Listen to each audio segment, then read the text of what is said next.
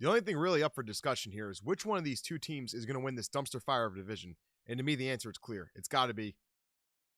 Ta-da! Now, the first team we get to disgrace here is the awful Pittsburgh Pirates team. But before we break down the roster, let's look at the cause of all their problems. Their owner, Bob Nutting. Ironically, had his dad not done his namesake, Pittsburgh fans would be much happier with the way the team is run than it currently is.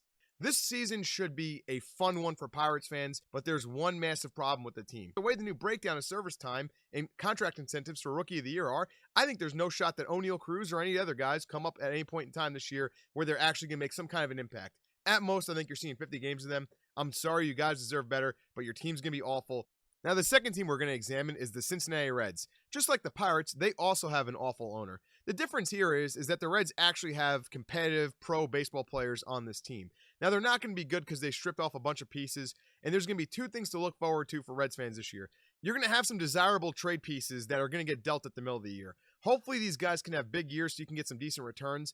Unlike the Pirates, the Reds will also play their younger guys throughout the year. I think you're going to see Hunter Green this year. Tyler Stevenson's going to get a lot of playing time, but I am going to break your heart here. I think you guys are going to be saying goodbye to Joey Votto this year. Joey Votto is a great player. He's a professional hitter. The DH is everywhere, and because of all these factors, I think this year, if Votto especially gets off to a strong start and is posting good numbers compared to the rest of his career, especially the last few years, if he looks more like the Votto of his prime, if he's getting the walks, hitting for power, I really think you guys are going to wind up dealing him. We'll probably promote a retool for your team that'll make you competitive again quicker than later. I think the Cubbies are the clear middle team here in this division. The Pirates and the Reds are way below them. The Brewers and the Cardinals are above them. The thing with the Cubs is that they're currently a young team, and they have some veteran pieces on there too. Depending on how their season goes is going to be what happens at the deadline. Contreras is a prime piece that can either stay here for years and be their catcher and eventually move to DH down the line, or he could be dealt at the deadline if the team has absolutely no chance of being competitive or they don't like the way that the trajectory of his career is going. Now, the good news is between Horner, Madrigal, Ian Happ, Schwindel, you guys got a great young core, and now they added Japanese superstar Suzuki. That dude is going to be a lot of fun to watch. You added some nice pieces to progress into next year. I think it's a jump start. It's a retool. You're probably in the area of like 75 wins, possibly more just because of how weak the two teams below you in the division are. It's not going to be a great year for Cubs fans, but I think you're going to see progress, and I think you have a bright future there. It's definitely a brighter future than the Pirates and the Reds have. Now, you can't talk about the AL Central without talking about the St. Louis Cardinals. Somehow, they always manage to find the fountain of youth in older guys. They always have their young kids come up and play just good enough. And no matter how good or bad the division is, no matter how awful their roster or great their roster looks on paper, they somehow are always in it. And that is definitely going to be the case this year as they brought Pujols back and they have Waino and Yadier all on their swan song seasons, probably all going to retire at the end of this year. And somehow, some way, they're going to manage to win games, scrape games out, and these guys are going to be a big part of it. These Cardinals guys fly. They catch everything in the outfield. They're going to vacuum everything on the infield. They have a really strong team. You're going to be solid. You're going to field. If you score enough runs, you're going to win 90 games in this division. You're going to be right there neck and neck with the Brewers for most of the season. And now we get to talk about the reigning NL Central champions, the Milwaukee Brewers.